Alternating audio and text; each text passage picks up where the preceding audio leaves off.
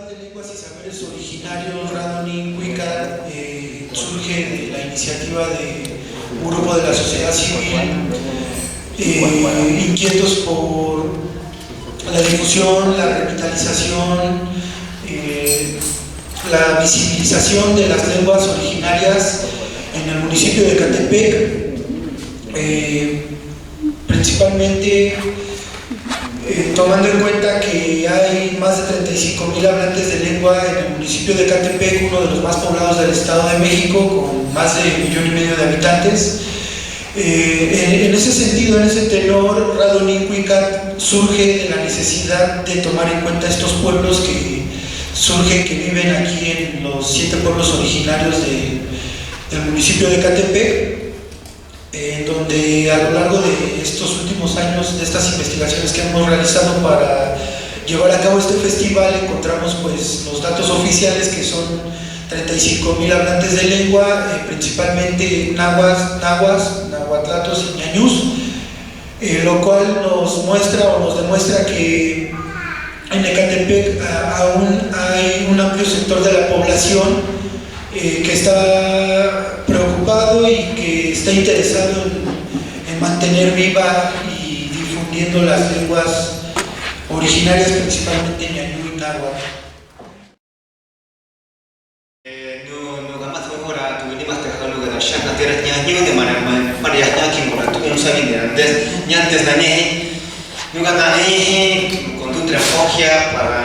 para raíz na hogar no ya na banga no ya de gato no más defi di hockey di terde con gato de sinya kirinya pues maga dinega de shih dinega raíz no más infini no más yohnyaki sabanya ni saban nyafune pagi pohite na dinya con gay. Bueno, buenos días, buenas tardes, buen mediodía tengan ustedes. Gracias por la invitación al colectivo, a los organizadores. Es la tercera vez que vengo al festival, pero es la primera vez que vengo como un participante de dar una plática.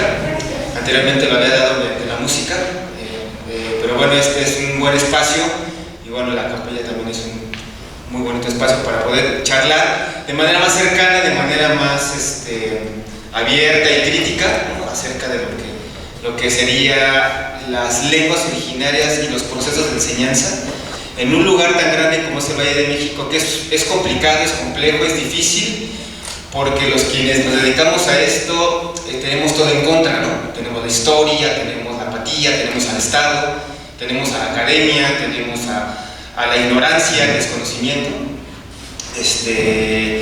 y bueno, sobre todo al indigenismo y al folclorismo, y todo eso lo tenemos en contra, ¿no? Entonces es muy complicado trabajar con lenguas originarias porque no son lenguas taquilleras, no es inglés, no es chino, no es japonés, no es alemán, e inclusive no es náhuatl. Las lenguas que yo hablo no son como el náhuatl, que el náhuatl es muy conocido históricamente porque el Estado mexicano tiene un origen nahuacentrista, ¿sí? Debería haber sido ñañucentrista, porque aquí la cultura dominante, la cultura que fundó todo esto fueron los ñañú, pero eso fue hace como 12,000 años, nada más que eso no lo dice la historia, ¿no? Entonces de ahí ya quienes hablamos otras lenguas, digo, sin demeritar al náhuatl, porque también hablo náhuatl, pero sin demeritar a la cultura náhuatl, pero creo que de repente este también es un gran obstáculo que tenemos los hablantes de otras lenguas.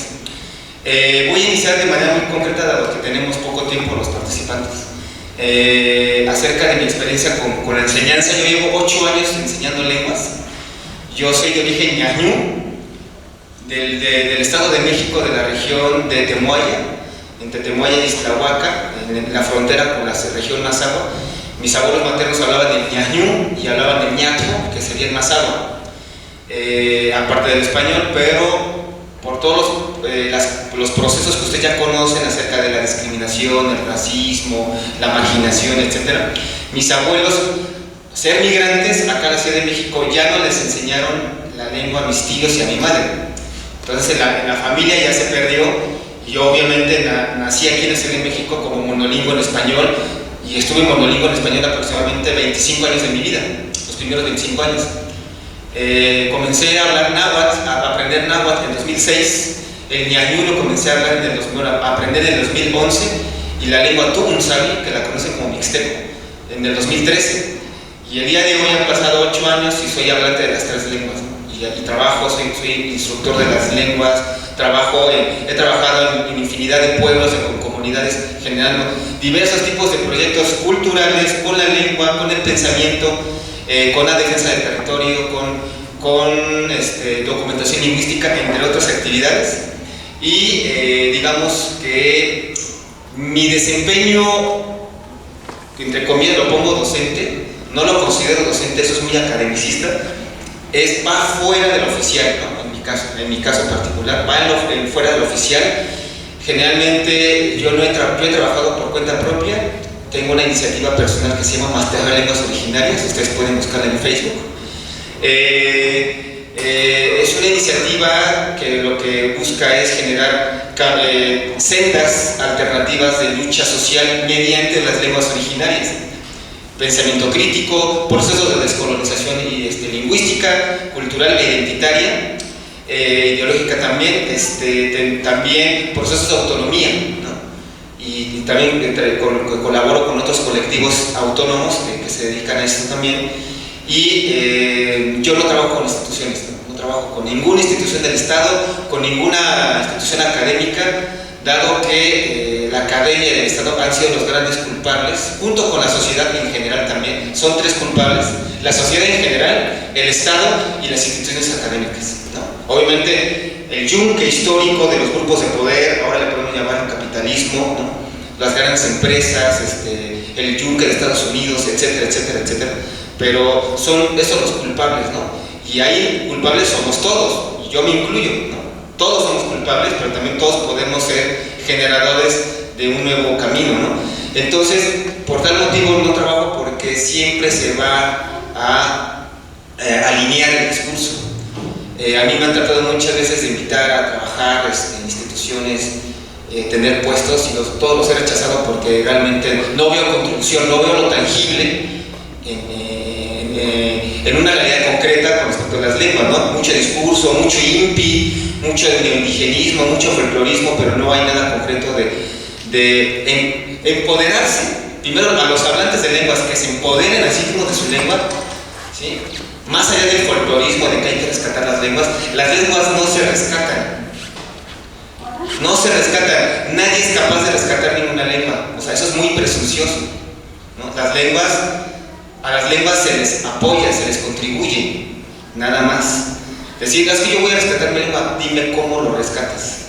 Es imposible, ¿no? Ahora, un hablante te va a decir también, yo hablo 100%, ¿cómo mides el 100% de hablar una lengua?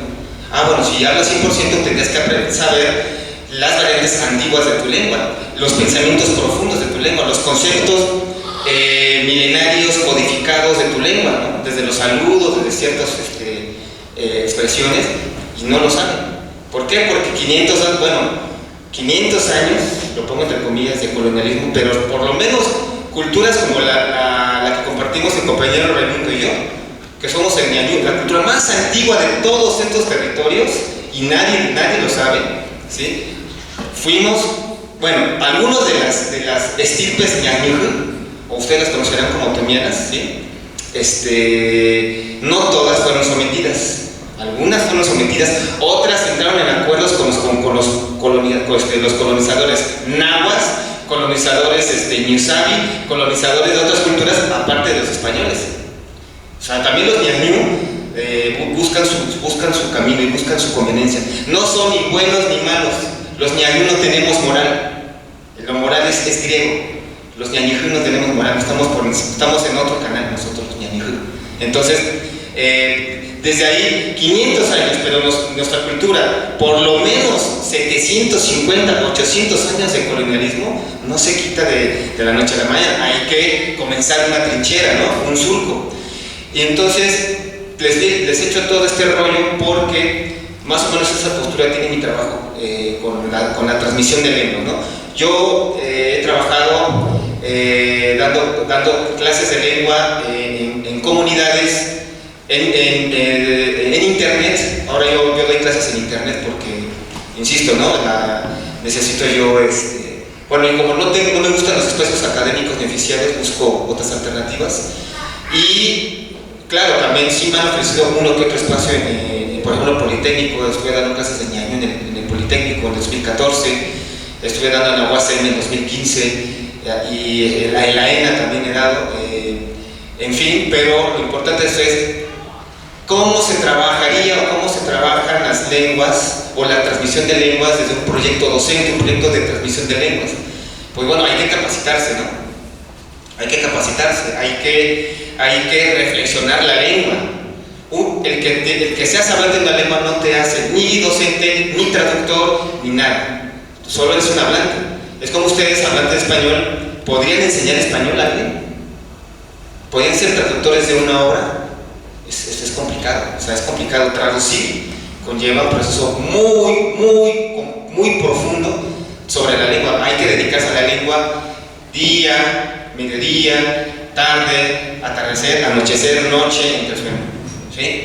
Entonces, y hay que tener un proceso de descolonizar, hay que desmitificar nuestro propio pensamiento. Tenemos mucha maleza en la mente que nos pusieron el chip desde que somos niños, desde que somos mexicanos, ¿no? O sea, reverenda falacia, ¿no? O que somos aztecas, mexicas, reverenda falacia, ¿no? O que somos, y que tenemos que amar a la patria, o que somos mexiquenses, o que somos hidalguenses, o que somos oaxaqueños, o que somos guerrerenses. Son identidades impuestas, ¿sí? Impuestas, pero nadie se pregunta, nadie se cuestiona. Ese es uno de los procesos primarios para poder enseñar una lengua. Reflexionar, cuestionarse, romper las mentiras y estas ideas que nos implantan desde la infancia y construir una identidad propia, ¿no? La que sea, ya no importando lo genético. En el caso nuestro, bueno, sí tenemos una raíz genética, pero independientemente de eso, que eso es muy ambiguo, es primero, ¿qué identidad quieres? ¿Qué quieres ser tú? ¿No? Y entonces, a partir de esa trinchera o de esa postura, yo doy mis clases, tengo una metodología propia, enseño por niveles, pero los otros obstáculos que también me he enfrentado y que seguramente se van a compartir en la mesa es la apatía.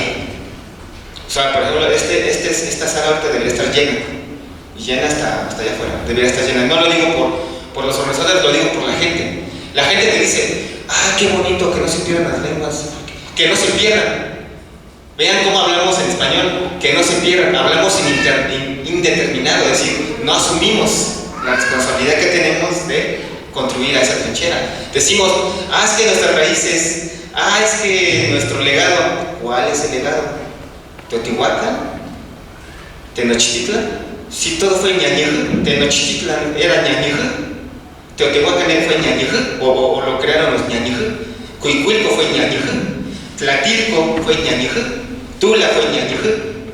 O sea, desde ahí vamos viendo, ¿no? Dos, el Estado, ¿no? El Estado siempre te va a decir, mira, yo quiero que enseñes tu lengua, pero tú vas a decir que es una lengua mexicana, porque yo soy el que manda el Estado, ¿sí? Entonces, el Estado se llama México. No se llama Monda, por ejemplo, que es el nombre antiguo, el nombre real de estas tierras. Es Monda, o anteriormente, como dice el Códice Huichapan, Amadenzana, Ambondo. Pero nadie lo sabe. 3. La academia. La academia siempre nos va a nombrar desde una postura colonialista. Somos otomís, porque siempre hemos sido conocidos como otomís, ¿sí? Otomís. Y la palabra ni siquiera viene del caso de nuestra lengua ñaño, viene del náhuatl, viene del chinamit y del mit, o sea, de ostli y mit, camino y flecha, pero mit indica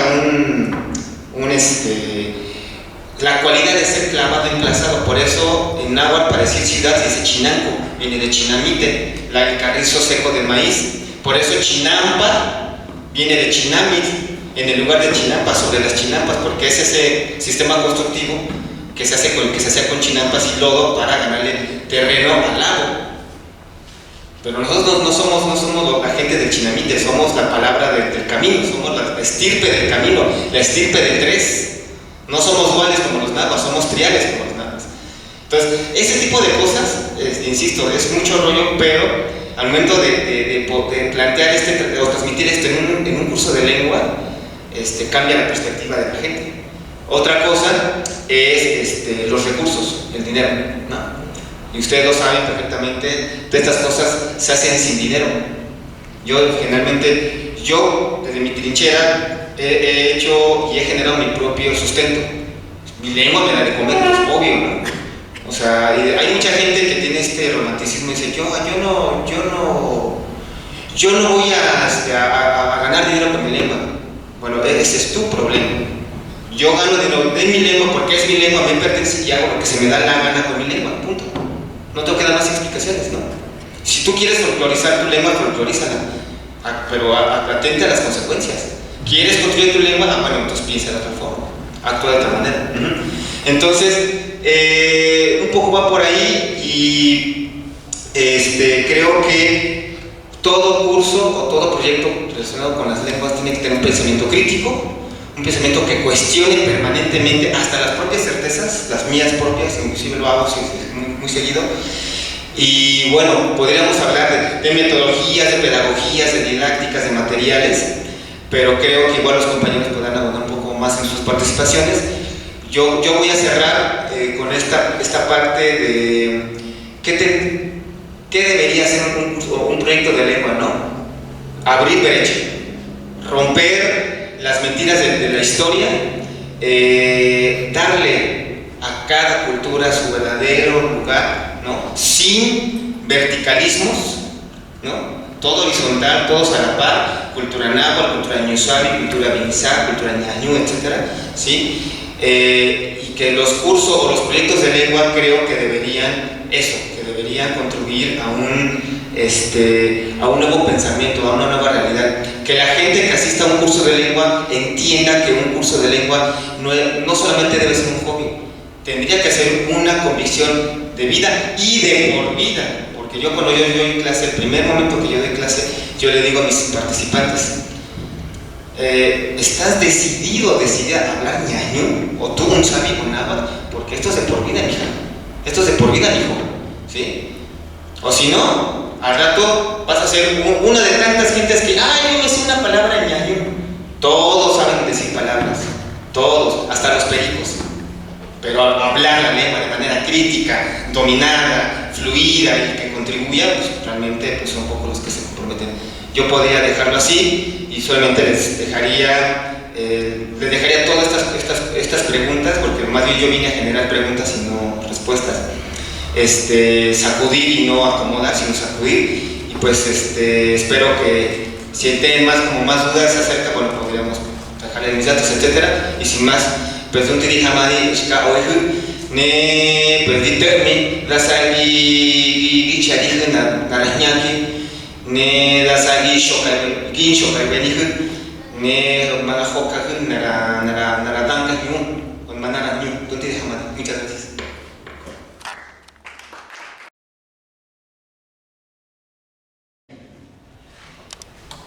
Kiitos kamatiana pivat tlene chaneke kamanastiki. Neguano castiga kaman no castigan tokait Evaristo. Notona que manantla katki que tua nantla katki palseto na kiste. Guan tlapaleviane se cuaute. Wakana terua tekipanos kaini tokait kaini na tokait tlenan tokastis huevo tlahtolkiste ya no españoles cuando sus camatimos cuati tlen kaitsuke. Mi nombre castellano es Evaristo. Pretendo nombrarme y quiero nombrarme con el nombre de la renovación de la palabra antigua. Pues bien, 324 lenguas se hablan en el país y nos encasillamos en decirnos mexicas. Ya lo decía el hermano, yo no soy mexica. Habemos otomís, mazatecos, purépechas, puchrálicas, pames, tenex, mayas, sí. Infinidad de etnias que hay aquí. Y realmente caímos en esa polémica. Me ha tocado el debate con hermanos académicos que se cierran a los textos solamente y desde ese punto comparten su conocimiento. Dice, se habla un náhuatl vernáculo, un náhuatl moderno. ¿Y qué es el náhuatl vernáculo? ¿Qué es el náhuatl moderno? Se dice que lo excelso de la lengua fue lo que existió hace más de 500 años. Y yo les pregunto, ¿en qué año fue fundado Tenochtitlan? Ya lo decía el hermano.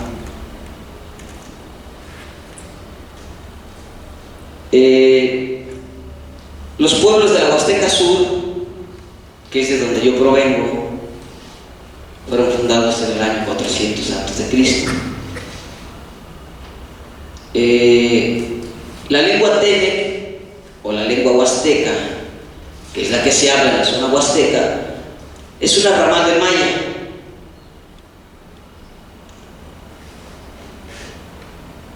Nosotros somos nahuablantes, mi comunidad es náhuatl. Es un conocimiento que se ha cedido de manera oral.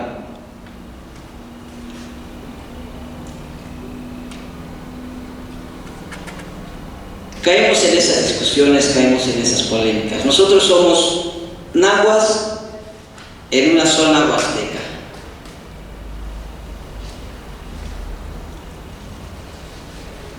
Y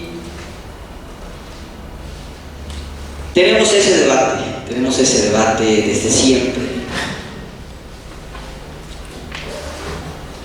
Ahorita con este nuevo auge y este nuevo sistema, se dice, se van a revitalizar las lenguas, vamos a retomar el origen y toda esa parte. Y entre los grupos que trabajan la parte de la cultura y toda esa parte, los círculos de trabajo se encasillan sobre una cierta cuestión. Soy participante de un círculo de danza solar y ellos dicen, es que este conocimiento es de los hermanos del norte. Ajá, es lo que tú dices. Y yo les digo, hay una práctica que se hace en el trabajo de montaña que se llama búsqueda de visión. Y yo les digo, bueno, ese es tu punto de vista. Porque yo he checado con mis abuelos que han trabajado la medicina alternativa, que son curanderos y esa parte.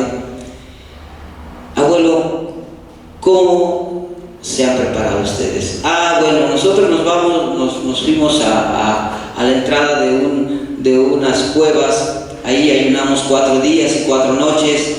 Después de ese tiempo nos metemos a las cuevas a hacer el trabajo. A eso se le llama búsqueda de visiones de los hermanos Dakota, es ese conocimiento de ellos. Si en nuestro país hay todo ese conocimiento, ¿por qué no acercarnos a ese origen? Hablamos de la violencia en el país, hablamos de infinidad de cosas y bueno, y nos quejamos del sistema, nos quejamos de todo y buscamos culpables y decir, sí, todos los días, en cualquier lugar. Eso es una plática diaria. Pero a ver, dime, ¿tú qué haces? ¿Qué haces para mejorar tu entorno? Hablamos de retomar las lenguas, hablamos de retomar tradiciones y conocimientos antiguos. Muy bien. ¿Y luego qué sigue? Ya tenemos el conocimiento, ya tenemos la tradición, nos hemos basado sobre códices, sobre toda la parte implícita. ¿Y qué sigue? Bueno, entonces yo les comento. Si ya tenemos esa parte aquí, entonces hay que darle un desarrollo personal, un crecimiento espiritual, porque no es solamente la convivencia del hombre con la tierra, con la naturaleza, que esa fue la enseñanza verdadera de los abuelos. No importa el nombre de la etnia, de la comunidad, o sea, eso lo hacemos a un lado. Finalmente es la convivencia del hombre con la naturaleza, con el cosmos, con los elementos de vida, nada más.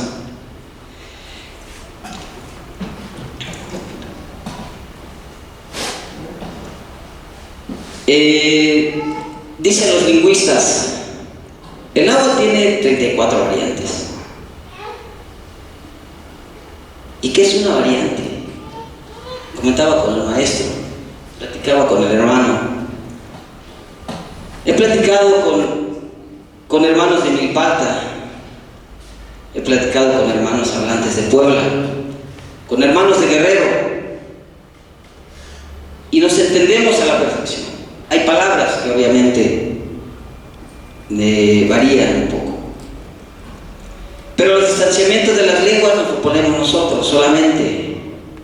Si conocemos el tronco de la palabra, de la raíz, podemos platicar con hermanos de diferentes comunidades. Entonces, lo mismo es con las diferentes lenguas, con las diferentes etnias. Como es desde Alaska hasta Nicaragua, han convergido todas las comunidades, las diferentes etnias, y el único objetivo era la convivencia del hombre con la naturaleza, del respeto hacia los elementos de vida. Esa es la finalidad, ese es el objetivo principal. Comentaba ayer con una directora, hablan de jornadas de cuidar el agua y tantas cosas que se plantean. ¿Y por qué no buscamos crear la conciencia entre los niños del respeto hacia los elementos de vida? Si yo sé que no soy diferente a una planta, a un árbol, a un animalito, ¿por qué lo he de maltratar? ¿Con qué derecho yo quito una vida? No soy diferente a un árbol, no soy diferente a un animalito. Si se me enseña a respetar la vida, por ende voy a respetar a mi hermano de al lado, a mi hermano de junto. Ese es el objetivo, ese es el trabajo. Hablamos de la violencia, ¿por qué no enseño a mi hijo, a mi alumno, a respetar a su hermano? Hablamos del bullying en las escuelas. ¿Qué es eso? No. Hay mucho trabajo por hacer, realmente hay mucho trabajo por hacer. El gobierno dice que va a retomar las partes en las escuelas, y yo les pregunto, ¿y cómo lo va a hacer? Yo preguntaba el jueves en un diplomado que estoy tomando respecto a una certificación, y decía la ponente, ha puesto el dedo en la llaga. porque no hay licenciaturas, no hay preparaciones para enseñar lenguas indígenas. Entonces, ¿de qué manera vamos a retomar las lenguas en la enseñanza? Pues yo les agradezco y ahí están las preguntas, ahí está el trabajo por hacer. Lejos de poner distanciamientos, vamos a reforzar y cada quien aportando nuestro granito de arena en este gran país, con estos hermanos, con esta tierra que nos ha dado todo. Porque si decimos que es nuestra madre tierra, nos da alimento para todos. Nadie se queda sin comer o nadie se ha quedado sin comer. Las camatica mía, muchas gracias a los que me escucharon.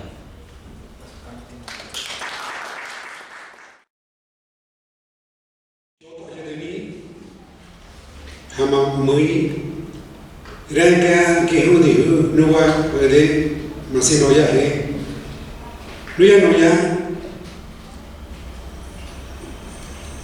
sharaka que ma boshita mashita pagan con modi nega ayer sepi. Literalmente lo que dije, se desatan pétalos de flor en mi corazón por haber venido a escuchar las palabras náhuatl, ñozo y ñomñu. Son palabras precisamente que son herencia de nuestros bisabuelos, abuelos, y por eso, gracias. ¿Y cómo empezar? En ocasiones cuando se tiene mucho que decir, pero en fin. Efectivamente, el tema que nos hicieron la última, al menos a mí la última vez, fue precisamente, ahora entiendo por qué los cambios no es por parte de los organizadores, sino las circunstancias, pero aquí estamos, eso es lo importante. Sí, en fin, las lenguas que se hablan aquí en el Estado de México, precisamente es el mazáhuatl, es de mayor número de hablantes. Le sigue el ñoto u otomí, después el náhuatl, siguen los tlahuica y luego el último los atlatzinca. Son las 5 lenguas que se hablan aquí. Varían efectivamente de acuerdo a los censos oficiales. Los censos oficiales, precisamente, esos datos son obtenidos del 2010. Seguramente las cifras van a variar en menor, pero no, porque generalmente ha habido más oportunidad de difundir, ha habido jóvenes ya con nuevos bríos y con una conciencia novedosa, como aquí está el joven Master. Y efectivamente se ha tratado de evitar, porque se consideró en alguna vez como política educativa, de que hablar una lengua originaria era menos. Está demostrado que no. Cuando una persona habla 2 lenguas, 2 idiomas, su visión al mundo es diferente, porque su caudal de conocimiento se obtiene a través de diferentes idiomas, ¿sí? Y si hablan 3, mucho mejor. 4, pues mejor siempre, ¿sí? Y bueno, efectivamente hubo limitaciones en la cual algunas personas niegan hablarlo, les da pena, y no los culpo. Hubo una etapa de exclusión, segregación, se escucha mejor, discriminación, ¿sí? En el caso de su servidor, sus papás precisamente, entre ellos hablaban el ñomñú, pero yo recuerdo, entre mis sueños, mi madre me cantaba el ñomñú. Yo no puedo olvidar mi lengua materna. Si olvido mi lengua materna, estoy negando que en mi torrente sanguíneo circula sangre de ellos. Entonces, ¿cómo aceptarlo? Lo genético y el aspecto cultural, olvidarlo. No puedo. Y por eso he cultivado la lengua, el grado que lo escribo, traduzco obras y sobre todo Yo sí he tenido la oportunidad, por cierto, de darlo en una institución que es la Facultad de Estudios Superiores Acatlán, campus de la UNAM, que está ubicado en Naucalpan. Ahí inicié hace 20 años. Por cierto, este año vamos a festejar y están invitados la fiesta grande, así como esta que nos ofertan aquí, de que se abrió esta lengua.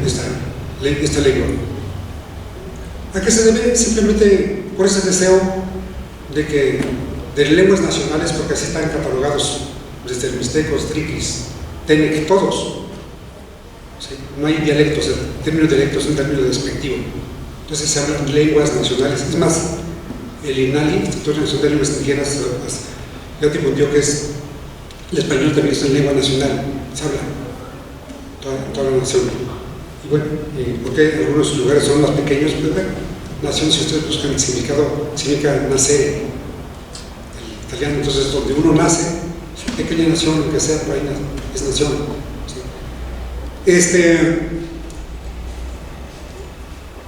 Abrí la oportunidad precisamente porque me surgió la idea, si se enseñaba náhuatl, español para extranjeros, y por qué no una lengua originaria más.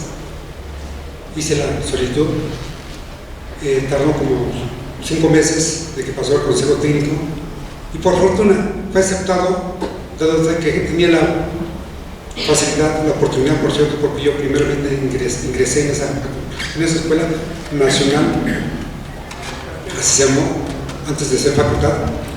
Yo impartí precisamente asignaturas de ciencias políticas, sociología, después me expandí en historia, que todavía atiendo, igual que ciencias de la comunicación. Entonces, en esa medida se me facilitó que se abriera, ¿sí?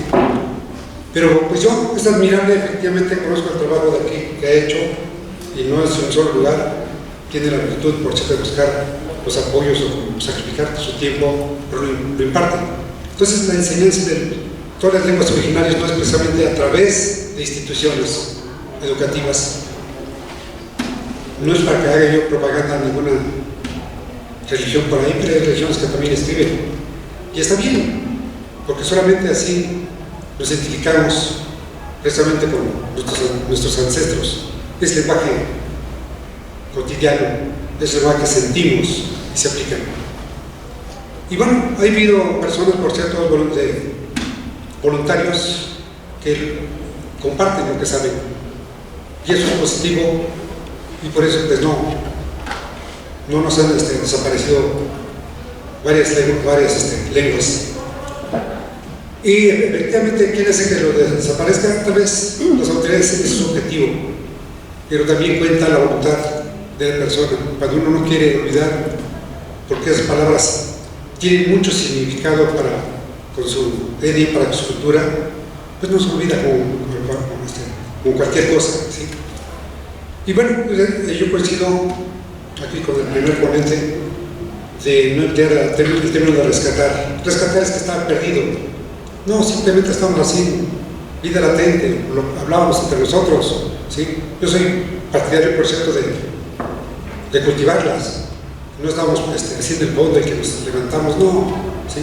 Por cierto, el náhuatl, el otomí, mixteco, zapoteco, se percatan, de acuerdo al crecimiento demográfico, se sigue conservando el porcentaje que se daba. Entonces, pues no hay pérdida, porque hay muchas veces, en la actual administración, pues hay personas que son mixtecos, zapotecos, rarámuris, etcétera, tienen esa posibilidad, por cierto, de difundir las lenguas originarias, porque ellos saben lo que es la exclusión. ¿Sí? Entonces, pues yo, pequeño comentario es porque aquí lo constatan. Eduardo Martel, y el joven Luis, pues hacen lo posible, por cierto, hacer gestiones ante las autoridades, que no es fácil, pero yo los invito a que sigan. Por ahí me aprendí alguna vez de un señor que decía que si las cosas fueran tan fáciles, cualquier agregue calificativo que quieran los haría. No, cuesta trabajo, pero ese es un reto. ¿Y por qué no quiere que se pierda? Se pierde parte de una historia reitero, se pierde parte de mi historia, ¿sí? Ya lo dijo acertadamente el doctor Miguel León Portilla a través de los escritos cuando muere una lengua. Muchos están muertos, muchos pueden morir, pero se cierra una ventana, se cierra la forma de cómo transmitir sentimientos, y entonces simplemente la vida de una persona se oscurece, es decir, vivirá, pero en penumbras, porque el conocimiento, las creencias florecen.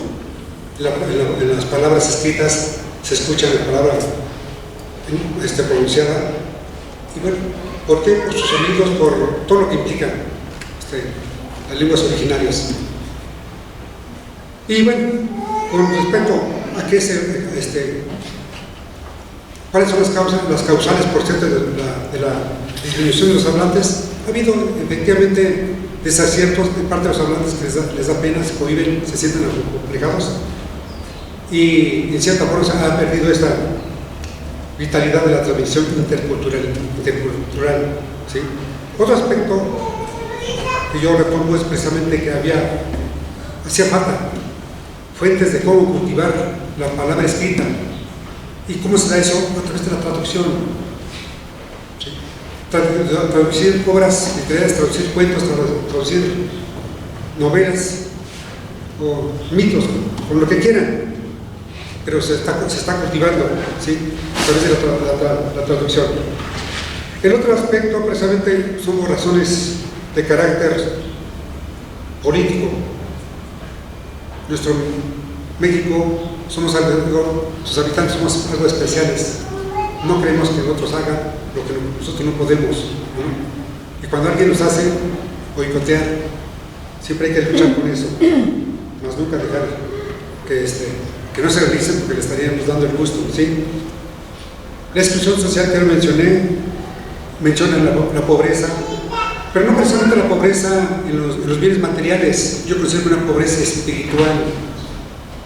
Cuando una persona no es fuerte en su pensamiento y su sentimiento, reitero, ha privado de la familia, simplemente las personas son fáciles, son manuales de cambiar su pensamiento, ¿sí?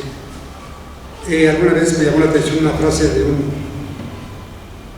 alemán que no quiso dejar su nombre, sino quiso pasar al anonimato. Dice que un pueblo sin historia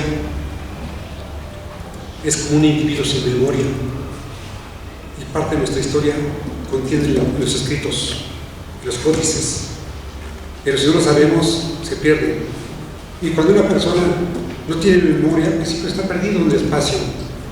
Lo que les pasa a las personas que padecen Alzheimer, hago el breviario. Las ventajas, por cierto, hablar varios idiomas que yo los escucho en agua, entre ellos puedo hablar con él en la unión. Si encontráramos aquí un mixteco también lo haría. Una mentalidad, abre la mente, se les facilita, ¿sí? Son ventajas, y entonces por eso es que hay que cultivar nuestra historia. México, es cierto, fue creado por diferentes pueblos originarios, han dejado huellas de construcciones materiales que son envidia de otros países y reconocidos por otros países, solamente a veces nosotros que no.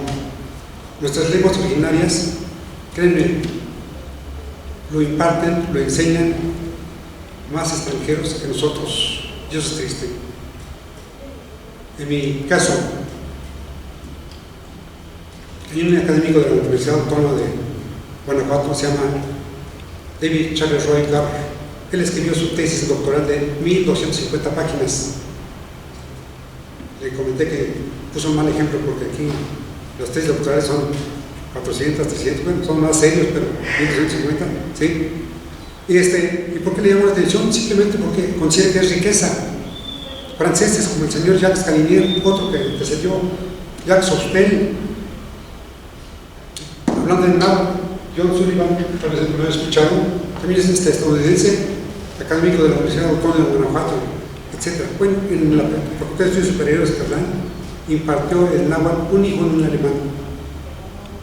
Gracias a su apoyo, a su orientación, yo pude abrir ese espacio. Ese pequeño comentario, ya sé que para ustedes, ojalá lo pueden transmitir entre las personas que tienen afecto, sí quiero que conozcan nuestra historia.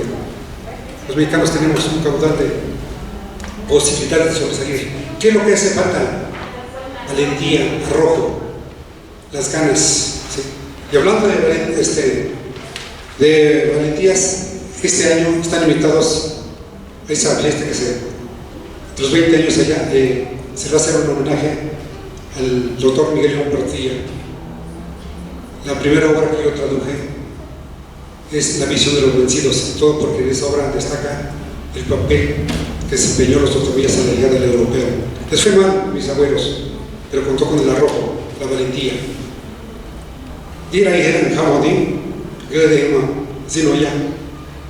Les doy las gracias que hayan escuchado mis palabras. Y si por ahí nos dan unos minutos para que existan algunas preguntas, ahora sí, bueno.